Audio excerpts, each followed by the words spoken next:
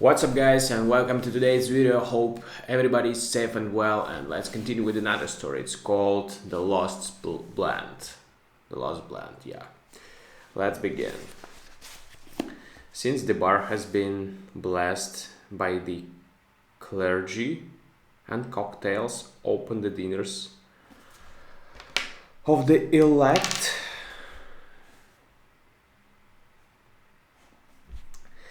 one may speak of the saloon. Teetotalers need not listen if they choose. There is always the slot restaurant where a dime dropped into a cold bouillon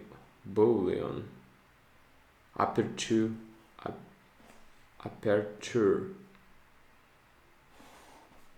will bring forth a dry martini. Con Lantry worked on the sober side of the bar in Canales Cafe. Canales Cafe. You and I stood one-legged like geese on the other side and went into voluntary liquidation with our week's wages. Opposite dance con, clean temperature, clear-headed, polite, white-jacketed, punctual, trustworthy, young, responsible, and took our money. The saloon, whether blessed or cursed, stood in one of those legal places which are parallelograms instead of streets, and inhabited by laundries, decayed Knickerbocker families, and bohemians who have nothing to do with either. Or the cafe lived Kenneally and his family. His daughter Catherine had eyes of dark Irish, but why should you be told? Be content with your Geraldine or your Eliza Ann, for Con dreamed of her, and when she called softly at the foot of the back stairs for the pitcher of beer for dinner, his heart went up and down like a milk punch in the shaker. Orderly and fit other rules of romance. If you hurl the last shilling of your fortune upon the bar of whiskey, the bartender shall take it and marry his boss's daughter, and good will grow out of it. But not so Con, for in the presence of woman he was tongue-tied and scarlet. He who would quill with his eye and sonorous yoff, whom the claret punch made loquacious,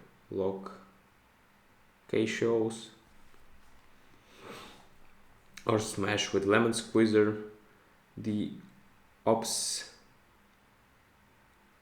obstrapos, or hurl gutterwort the cantan crows without a wrinkle coming to his white lawn tie when it's kind of difficult. When he stood before woman, He was voiceless, incoherent, stuttering, buried beneath a hot avalanche of bashfulness and misery. What then was he before Catherine? What then was he before Catherine? And Trembler, with no word to say for himself, a stone without blannery, the dumbest lover that ever babbled for the weather, in the presence of his divinity.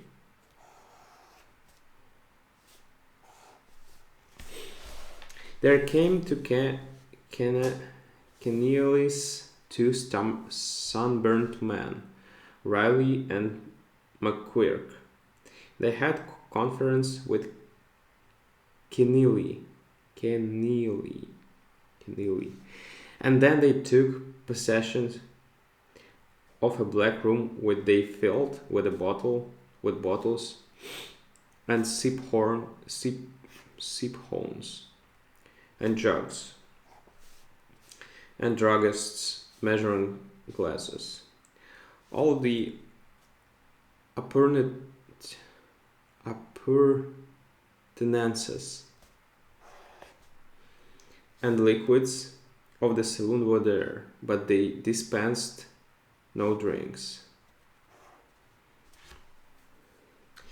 All day long, the two sweltered in their pouring and mixing unknown brews and decoctions from the liquors in their store. Really had the education, and he figured on reams of paper, reducing gallons to ounces and quarts to fluid drums. McQuirk, a morose man, with a red eye, dashed each unsuccessful completed mixture into the waste pipes with curses gentle, husky, and deep. They labored heavily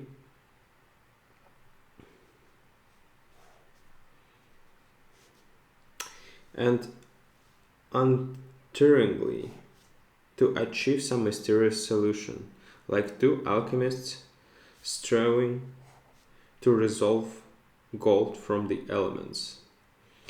Into this back room, one evening, when his watch was done, sauntered Con. His professional curiosity had been stirred by these occult bartenders at whose bar, non-drunk, and who daily drew upon Kenealy's store of liquors to follow their consuming and fruitless experiments.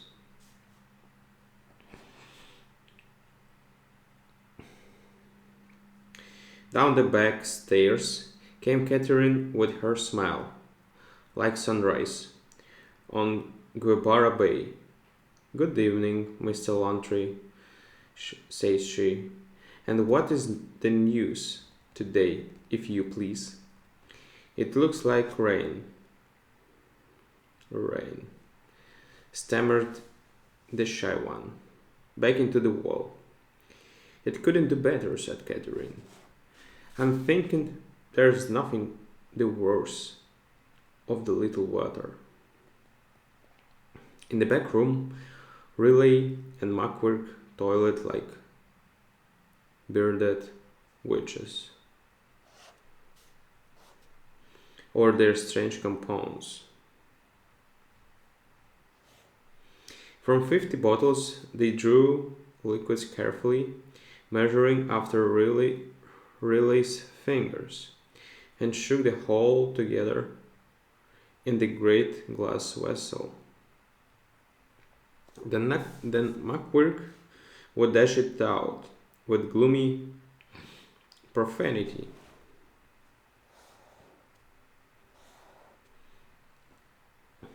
And they would begin again. Sit down, said Riley to Con, and I'll tell you.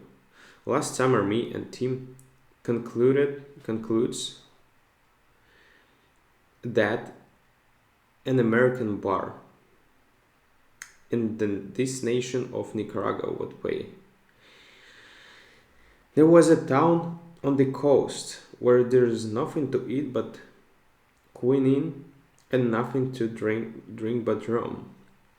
The natives and foreigners lay down with chills and get up with fevers. And a good mixed drink is nature's remedy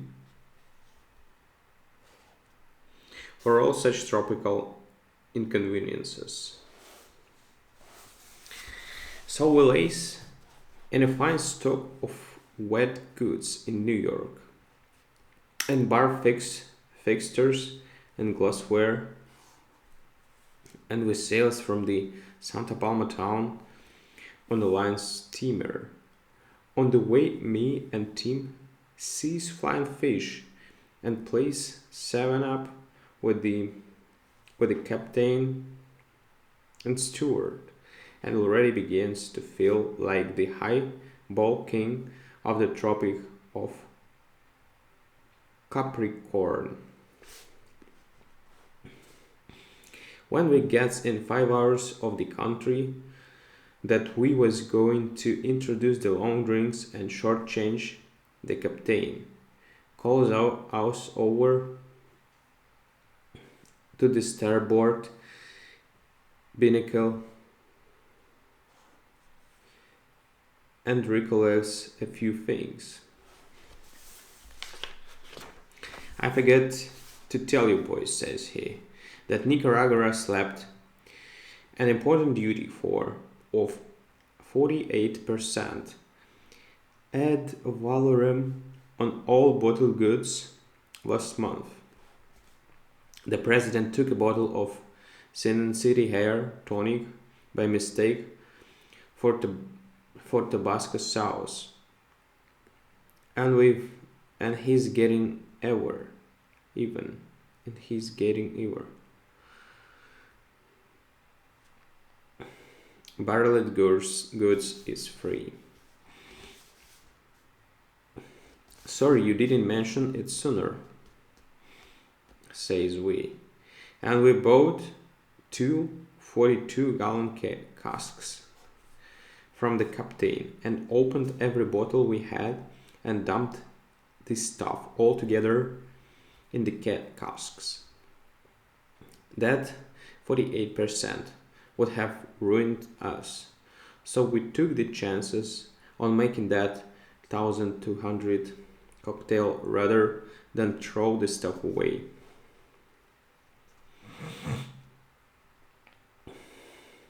Well, when we landed, we tapped one of the barrels. The mixture was something heartrending.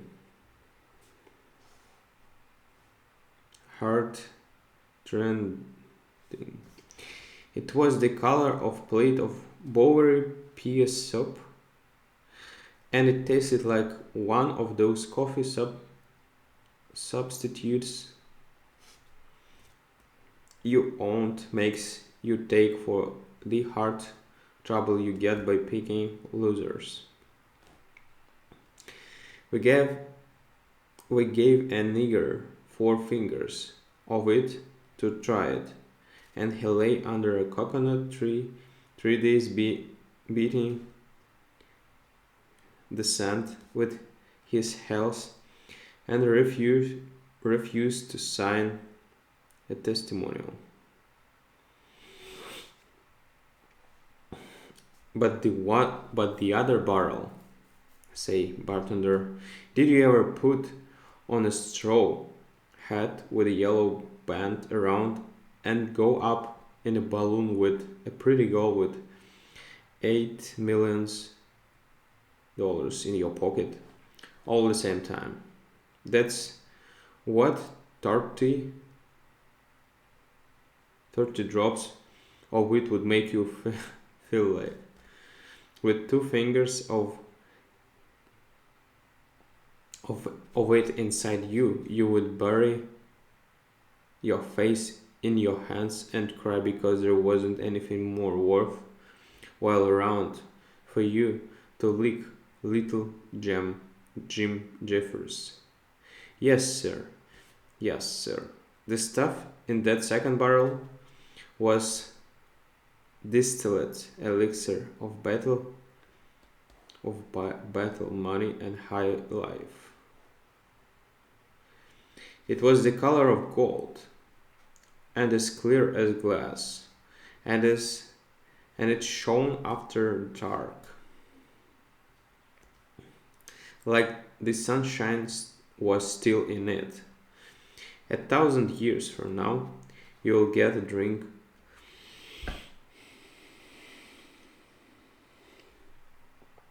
1,000 years from now, you will get a drink like that across the bar. Well, we started our business with that one line of drinks, and it was enough. The piebald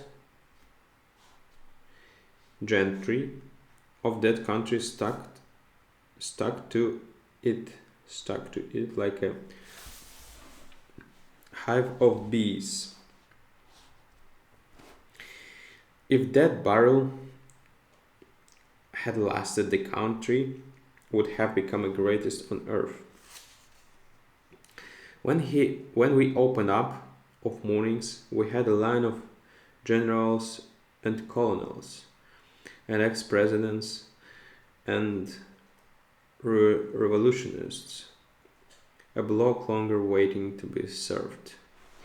We started at 50 cents silver a drink.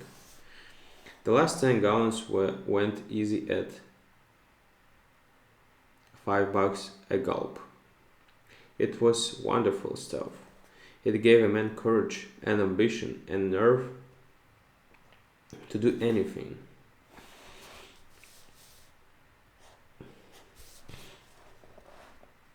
At the same time, he didn't care whether his money was tainted or fresh from the ice trust. When that barrel was half gone, Nicaragua had repudiated the national debt, removed the duty on cigarettes, and was about to declare war on the United States and England. That was by accident. We discovered this king of drinks, and that will be by good luck if we strike it again.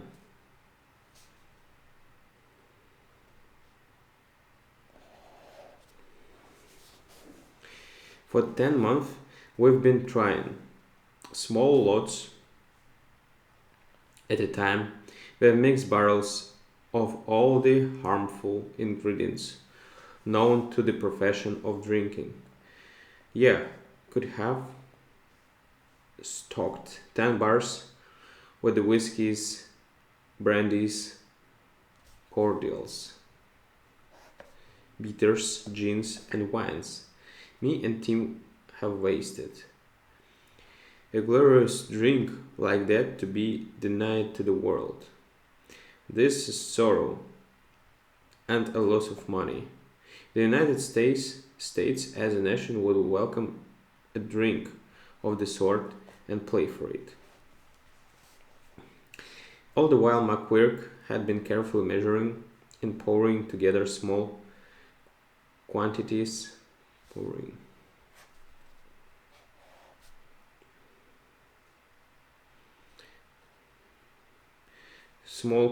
of various spirits, as really called them, from his latest penciled prescription.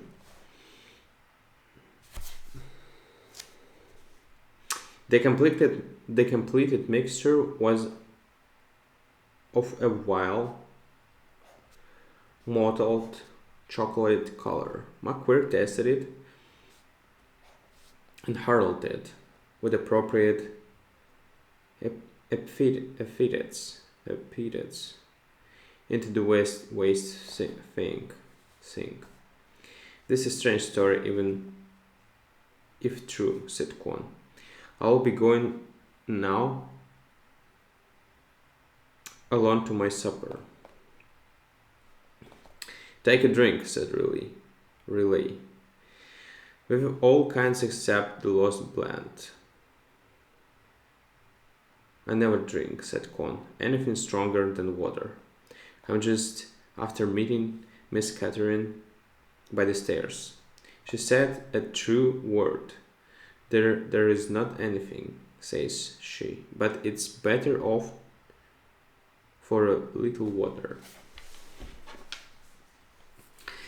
When Com had left them, Relay almost felled McQuirk by a blow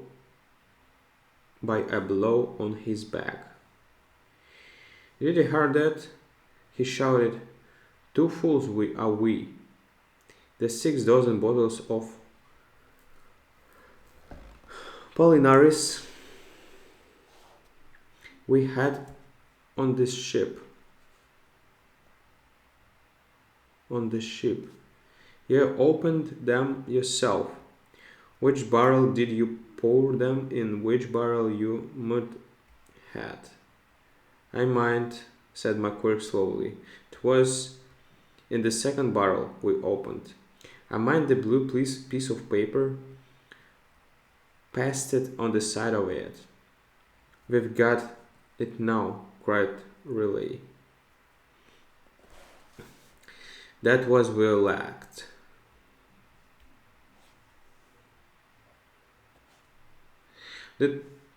This is the water that does the trick. Everything else we had right. Hurry, man, and get 2 bottles of Polliners from the bar, while I figure out the proportions with me pencil.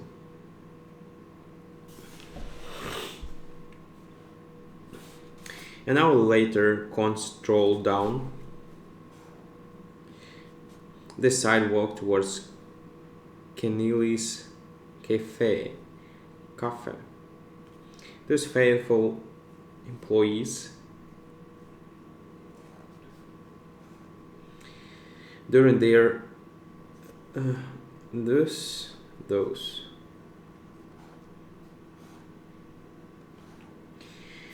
faithful employees hounds during their recreation hours, the vicinity where they labor,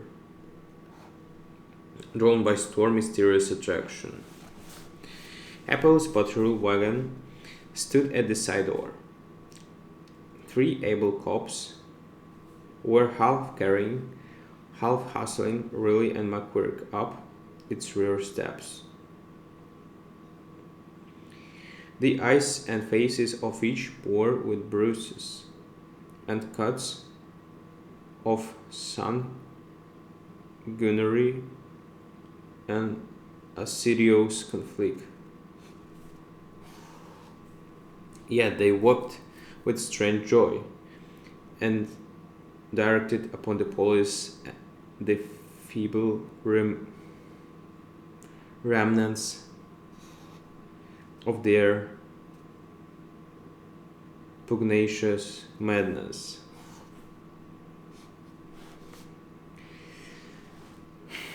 Began fighting each other in the black room, explained Keneally to Con, and signing. That was worse. Smashed everything pretty much up. But they are good men. They all pay for everything. Trying to invent some new kind of cocktail there was. I'll be see they come out all right in the morning. Con sauntered into the black room to view the battlefield. As he went through the hall, Catherine was just coming down the stairs. "Good evening again, Mr. Lantry," said she. "And is there no news from weather yet?" "Still threatens rain," said Con, slip past with red in his smooth pale cheek. Really, and Macquarie had indeed waged a great and friendly battle.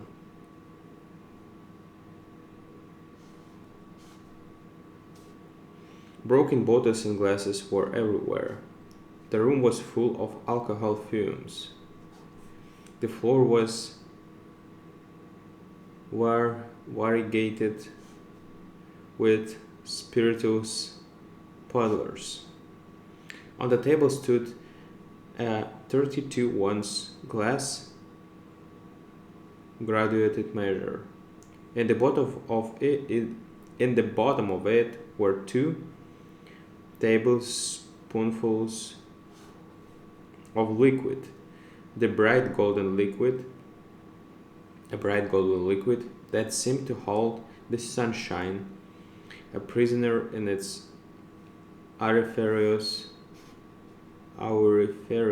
depths.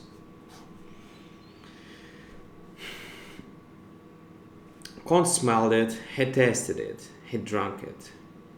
As they returned through the hall, Catherine was just going up to the stairs. "No news yet, Mr. Lantry?" she asked, with her teasing laugh.